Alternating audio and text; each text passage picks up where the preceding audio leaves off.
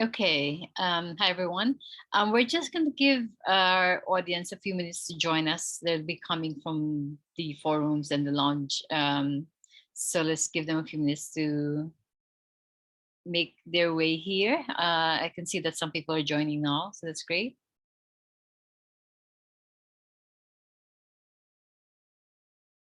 Okay. Okay, yeah, there's a few more people joining. That's great. So welcome everyone. I'm Jen Ashley, and I'm one of the co-chairs for Map Camp. I've been co-chairing it since 2017 when we first did it.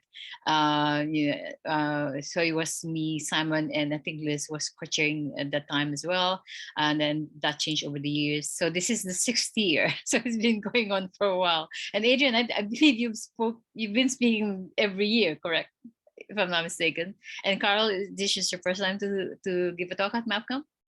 Welcome. And Caitlin, did you give talks? Yeah, you did, but probably not in my track. That's why I don't remember. But I know you've been involved with MapCom as well, one way or the other. So that's great. So I'm not gonna take away too much time for our panelists today. So Carol's gonna go first, and then followed on by Caitlin, and Adrian will give talk, and then at the end there's gonna be a joint talk or discussion, between the three of them. If you have questions, just type it in chat. If we have time, we'll pick some of the questions. Otherwise, I will encourage everyone to join us in the lounge and network there. And of course, this is the last session in this track, but there's also going to be a fireside chat later on and a wrap-up session. So join that as well. So I'm going to give the floor to Carol. Carol, have you got your slides ready? I do, Jen. Thank you. Thank you so much. It's a pleasure to be here. It's my first map camp, so I'm very excited to be speaking. And I have been mapping for around 2 years. I work with regenerative design. I'm a designer. And we often take subjects connected to nature. We use biomimicry to try to understand how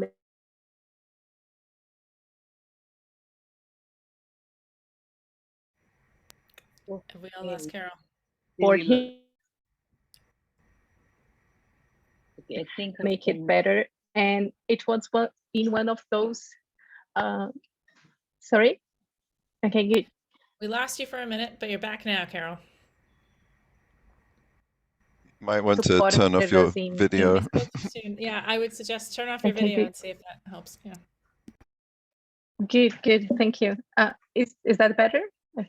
I think that's working better. Thank you guys for letting me know. So Wardley Map support us a lot on this process on try to understand the complexity of nature and the complexity of communities as well. So I'll be sharing my screen. Hopefully this will go. Can you see the slides? Yeah, yep, look good. Yes. Thanks. Thank you. So yeah, as I was saying, we work with regenerative design for positive impact, and usually we need to deal a lot with complexity and a lot with emerging solutions. So we don't have like a successful path in which we can get inspired to. And we need to work with a lot of complexity in the sense of how to address solutions to community, innovation to communities connected to forests, and how to support natural process as well. What that blended with mapping gave us a lot of opportunities on how to navigate these and bring a lot of clarity in what we are doing. Not sure if I mentioned it, but I'm Brazilian, live in Brazil. And it's a place that blends a lot of challenges and opportunity at the same time. So talking about sustainability and poverty is something really important for us. It's almost important not to talk about poverty when we want to do a new solution and when we want to impact positive the company or the country, sorry. And it's also a country that blends challenges. So we need to deal with extreme poverty in some part of the the countries and some states, and also with great opportunities. So places where we have wealth, where we have access to extreme wealth, but we don't know how to use them. And I brought 2 cases that we did last year that blend both possibilities, and to bring on some reflections that Wardley Mapping brought us, and how we are impacting the communities connecting to these. Those 2 projects, they are ongoing projects. So whenever you feel to contribute on this process, it's very welcome. So the first one of them is connected to lack of access to wealth. It's running on the Amazon rainforest in the north side of